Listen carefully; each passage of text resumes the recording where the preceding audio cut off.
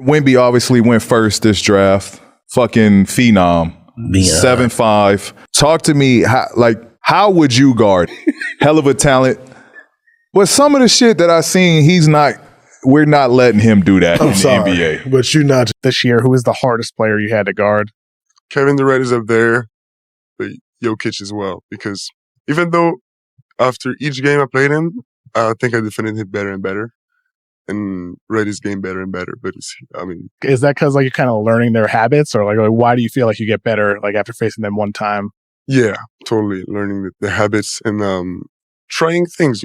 Trying things in the game against Embiid. I tried different things. Embiid, his mid range is just so great that at the nail that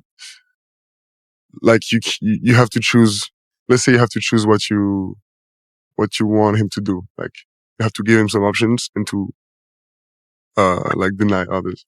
And also something I didn't do was being the first to make the contact. So, and one time he bumped into me and we're with the momentum, I can't stop him. So he just had an easy dunk. I don't know if you're watching young fella in San Antonio, young Victor, Wembanyama doing this 1-2. Oh, absolutely.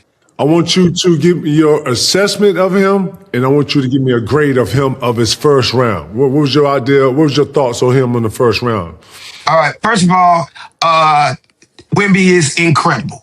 He's something we haven't seen in the NBA, I feel, since a Ralph Sampson. That's how far back I go. That tall, lanky, 7'4", 7. First of all, I heard he grew over the summer he's 12 years old. He's actually 7'6". He's 7'5", 7'6", but he's still growing a little bit, bro. He ain't 7'4" no more. Right. Definitely ain't 7'4". But KJ, ain't he 92 pounds or 110 pounds or something like that? So let me say something. So as a person who can vouch for the slim, strong guys, Right. Just because someone doesn't have mass on them doesn't necessarily mean they're not heavy. You gotta remember, he's 7'4" plus.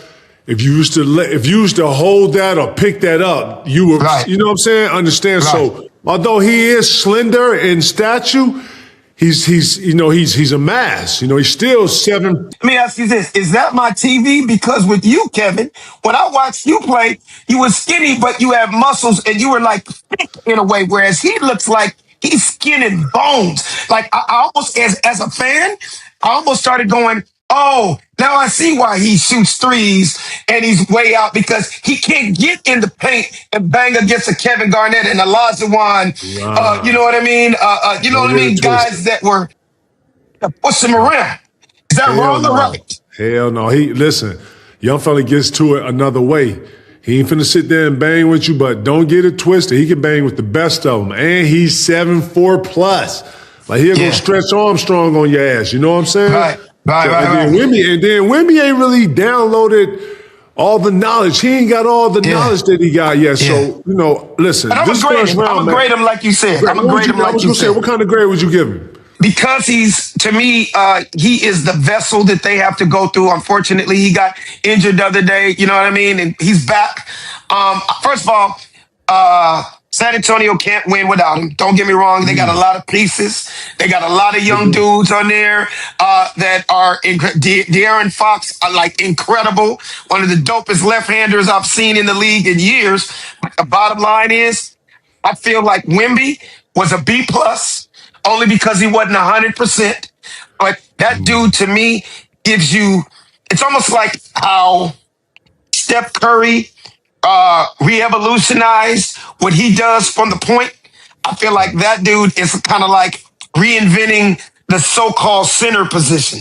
For the fact that this dude got the handles that he has, for the fact that he can shoot the three, he's not a Steph Curry, but he can give you that three. For the fact that this dude blocks shots that you would think there's no way he's going to get to that. But then again, we ain't out on the court. We don't understand this dude's wingspan of what he does. For the fact that he makes guys alter their shots. Stop me when I'm wrong, KG. I've seen a lot of dudes go up that would have been he's definitely going to make that layup. Or that dude's definitely going to make that jump hook.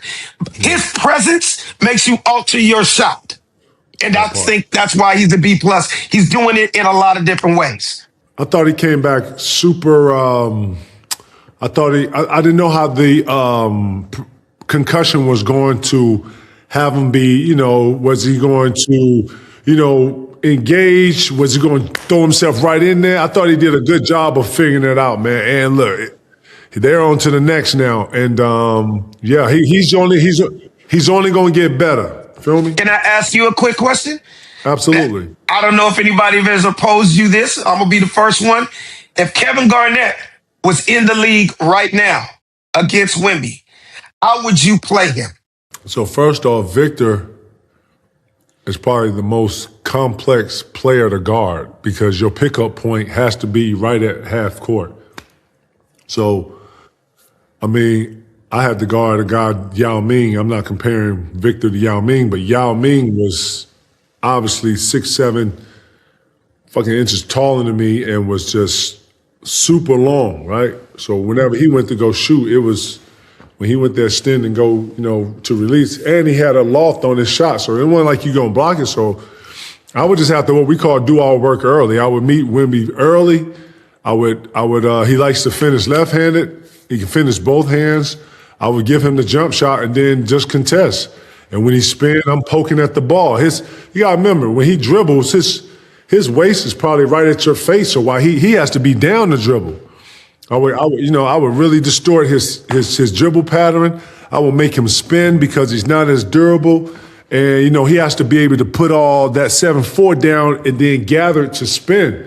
I would really make him spin knowing that his footwork still is in question. Yeah, I would tap into that. And I'd be talking hella shit. Exactly. On the other end, I'm trying to put it on his head. I'm mixing and matching. I'm moving him lateral. I'm using pump fakes. I'm going straight, but you got great defensive players, man. You got to get some respect and let them know that you have a bag of moves and you got to move. You got to move defenders. The great thing about Victor is that I think he's a better on the move defender than stationary. You know what I'm saying? But yeah, man, listen, he would be a difficult guard for anybody in history. Real shit. Right. Can I ask you this? Because you said something that you and Gary Payton were two of the greatest of all time, and that's getting in people's heads and talking shit, right? Say dudes that don't have that muscle.